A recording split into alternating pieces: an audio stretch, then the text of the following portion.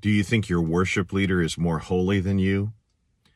We live in a time, unfortunately, when in much of the evangelical church in the West, there's a pressure for those who lead worship to emulate holiness and piety, to put on an affectation of closeness with God. You look on the platform and you say, man, this person is just lost in praise to our glorious God. I wish I could worship like that.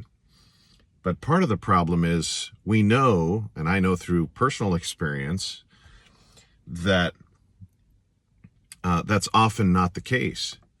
That as often as not, people are living lives of hypocrisy and they're stuck in sin, but they're putting on a show. Well, that's not pleasing to God.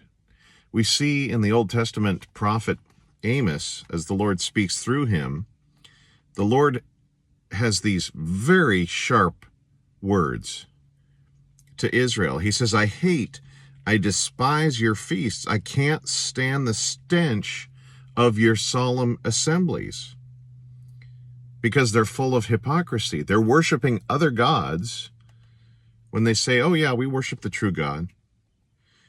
He says, even if you offer me your burnt offerings and grain offerings, these are the praise offerings to God, I will not accept them. I will have no regard for your fellowship offerings of fattened cattle. Listen to this. Take away from me the noise of your songs. I will not listen to the music of your harps. But let justice, biblically defined by God, flow like water, and righteousness, biblically defined by God, like an unfailing stream.